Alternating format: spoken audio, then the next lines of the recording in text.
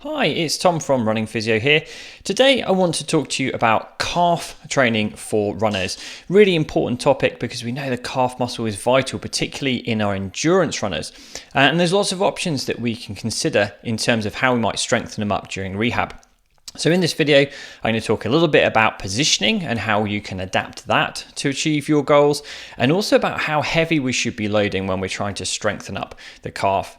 We've also got a nice link in there in the title to our running resources page where you'll find free webinars on Achilles tendinopathy, on lateral hip pain, and also on back pain. So if you'd like to learn more about managing those running injuries, follow that link and check out those free webinars. So first up then, we're going to talk a bit about positioning for our calf exercises.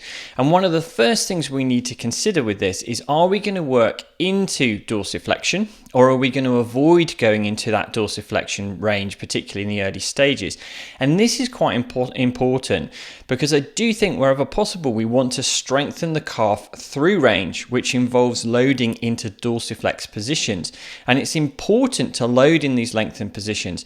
We talked recently about a case study of this, a guy with persistent calf injuries. And what was missing from his rehab, I think, is he never really loaded that calf at length in dorsiflex positions.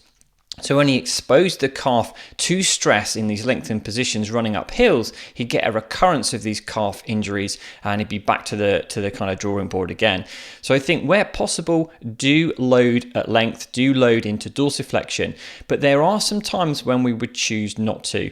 And I think probably the main three would be: 1, insertional Achilles tendinopathy, 2, tibialis posterior tendinopathy, and 3, peroneal tendinopathy, because all three of these tendon issues are often aggravated by loading into dorsiflexion ranges, particularly in those early stages. And what this often means then is not that we're going to avoid loading in dorsiflexion, but that we're going to be guided by symptoms. And quite often in those early stages, we might choose to do our calf raises from the flat, so from the floor rather than from the edge of the step, rather than loading into dorsiflexion.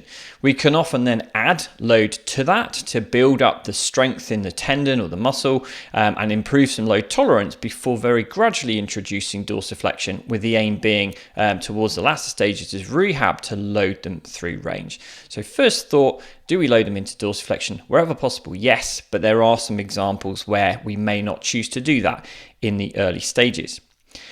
Now, the second thing to bring in is the foot position, sort of toes, foot in versus foot out. Will this affect the muscles that we're recruiting? And there's actually some quite nice recent research from this by Nunez et al., which is published in 2020. Now, I've adapted the findings from their study. They looked at a small group of male participants to compare the effects of doing calf raises on a leg press with different foot positions. So they did the foot pointing out, the foot pointing in, and the foot pointing forward. And what they found is that if you loaded up the calf with the foot pointing out, it led to more medial gastroc hypertrophy, so more growth in the medial head of the gastroc muscle. If they worked the calf with the foot pointing in, this led to more hypertrophy of the lateral head of the gastroc muscle. And if they went with the feet pointing forward, which many of us would choose, it actually led to similar growth of both heads of gastroc. So it would seem here then, if you're wanting to target the medial gastroc, for example, which we may do if someone's had a medial gastroc tear, which is actually really common, that we may want to choose working with the foot out, pointing out, to see if we can work that medial gastroc a bit more. Particularly might be important if you're seeing some atrophy specifically in medial gastroc, which we do sometimes see. If we're wanting a more sort of general workout for both heads of the gastroc, then simply going with a foot pointing forward, which many of us would choose, is a good option. It's going to work both. And in if you want to strengthen more lateral gastroc region, foot pointing in would be an option. I think lateral gastroc injuries are more rare though, but it's good to know the considerations here. I also suspect with this that if you're working with the foot pointing out, it's probably more likely to increase the stress on things like tibialis posterior if you want to bias that region. Although again, you've got to kind of weigh that up with the symptom response. And foot pointing in, I suspect, is more likely to target the lateral muscles around the foot and ankle, like the peroneal muscles. So bear that in mind if you're adapting these exercises to target those specific areas. So we can change foot position, we can work into dorsiflexion or avoid dorsiflexion if necessary. We can also think about whether we work the calf with the knee straight or with the knee flexed. Now, currently what we think is that if you're strengthening the calf with the knee flexed, it's a bit more likely to bias soleus. And we think this is important. If you look at the peak loads the calf muscles experience during running, soleus definitely seems to take higher peak loads, 6 to 8 times body weight in some studies, whereas gastroc might be as low as 1.5 times body weight. So I think it's a good idea, as a practical sort of tip to take away, to include at least one exercise in your rehab for the calf where the knee is flexed. So you're going to be more likely to target soleus. And when you're working with the knee straight, like your simple calf raise on the edge of the step, that probably will work soleus as well as gastroc. So it's not a question of saying, you're only going to get soleus working with the knees flexed, but it's probably a little bit more specific to soleus in that position.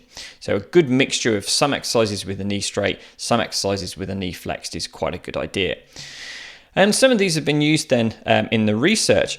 So Bayer et al. In their research for heavy loading of Achilles tendinopathy, they use a seated calf raise, which you can see at the top of the screen here, using a seated calf raise machine. You can also do this by putting weight across the knees or using the Smith machine in the gym with a bar padded. This is quite a nice way of working the calf, working soleus with the knee flexed, and it's quite a good one to include in your rehab program. Although on a practical level, do bear in mind that this is not typically a weight-bearing exercise, so you need to put enough load across the knees for it to really be enough to get the changes you want. They also use the leg press calf raise, which is another one that's underutilized. This was similar to Nunez et al.'s study. So the leg press calf raise, really quite versatile, getting the feet down to the bottom of the calf raise, as you can see at the image at the bottom. And you can work this either with the knee straight or with the knee flexed. And it gives you a lot of control over how much load you want to put through this. Body weight exercises are great, but the difficult thing there is controlling load. If someone's struggling with that, if someone's struggling to go on to single leg work on body weight, it's not particularly easy to reduce that load to a more manageable level. So a couple of good options from Bayer et al.'s work there. And we also have one of my favorites, which is a soleus squat, which is quite a nice bent leg option. I often do this isometrically, starting with 2 legs. So you get someone to squat down against the wall, typically going to about 70 degrees at the knee, something like that, because the deeper you go, the more it'll hit the quads, and you get them to push up onto their toes. So it's another option for working the calf muscles with the knee slightly flexed. You've got weight bearing involved, and you can progress this by adding load across the knee, or by going on to single leg, which is really quite a nice challenging exercise for people to do. Can be done nicely isometrically or more of as a heavy, slow resistance training option.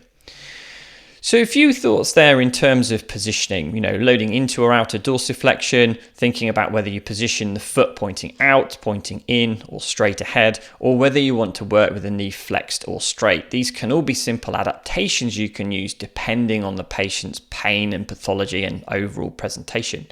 The final point we're going to make in this video is around load. How heavy should we be loading these calf muscles if we're trying to prepare someone for running? Now, a lot of figures get thrown around with this, and I think it can be confusing for people. I've heard some say you should be able to do 50 calf raises on one leg before you run. There's also some research by Seth O'Neill, who's really fantastic in calf and kind of Achilles topics, suggesting that if we want to replicate the peak load in running, we need to be lifting up to around twice body weight with our exercises. Now, this is a nice ballpark figure, But I think actually for a lot of runners, this may not be necessary, and it's often quite unrealistic. So as you think about the people that you look after clinically, think about an 80 kilogram runner. Do you know many that have got to a point where they're lifting their body weight and holding on to 80 kilograms of additional load as well? So they're hitting that twice body weight figure. There aren't many people that I've worked with that have needed to go quite that far. So I think really with this, I would try and first be guided by what your goal is from the rehab exercises and set the load and repetition ranges based on that, and also be guided by symptoms. So it might be that you start perhaps at 15 repetition max or 12 repetition max. So you're starting to introduce some load that's going to likely have some benefits in terms of strength and hypertrophy and maybe tendon adaptation. And that would be your first starting point. And then you can progress on from there towards perhaps 10 rep max, 8 rep max, or heavier. So I'd be guided perhaps a bit more by that initially. In terms of the target load, how heavy they need to go, again, I'm more going to be guided by the individual and their goals. Because for me, being able to lift a certain amount or lift us for a certain number of reps is kind of a surrogate measure. What's more important is what is this person's running goal. So if, for example, they are reaching their target mileage and they're reaching their performance levels and their symptoms are well controlled, for me, that's more important than saying you've got 1.5 times body weight or 2 times body weight with your calf raise. So I would use those to guide your rehab. And lots of runners will get back to achieving their goals, getting back to the level they want to be with no symptoms in many cases, without ever needing to go to twice body weight with their calf work. So I'd be guided by those goals. And I think perhaps more realistic targets for people would be perhaps short term just being able to tolerate body weight if they've been quite irritable, then maybe going to body weight plus 25%, or top level, most runners I work with is body weight plus about 50%. And that is often really enough to get them back to where they want to be. Okay, so a few thoughts there on some calf training ideas in terms of positioning, in terms of how heavy you should go. Let me know what you think. If you've got any questions, do put them in the comment. John's asked there, is that a single leg calf raise with twice body weight? Yes, potentially. It could be that people are aiming for, single leg calf work at twice body weight being a target. And as I say, I don't think that is particularly realistic for a lot of people. I don't think we need to go that far. Jeremy's also asked there, any research about Q angle and load distribution? Not that I'm aware of in terms of calf exercises, but the research that I'm aware of in terms of Q angle and in running injury is it doesn't seem to be consistently related to the development of running injury. And a lot of those structural things like Q angle, like leg length discrepancy, actually aren't consistently associated with running injury, and we can't really change them a great deal. So I wouldn't get too bogged down in the structural side of things. Okay, great to have your questions. So do any other thoughts or questions on this, put them in the comments. I'm also going to put the links to Nunez et al.'s paper and also Seth O'Neill's great paper in the comments for you afterwards, so you can have a look at those papers if you want to. And don't forget, we've got those great free webinars that you can access from the link I've put there to our running resource page in the title. Okay, look forward to reading your comments and questions. If there are any topics you'd like us to cover in these videos, please do let us know, because these videos are for you. I'm looking forward to reading those and planning our next videos in the weeks coming ahead. Okay, thanks again for listening. Bye for now.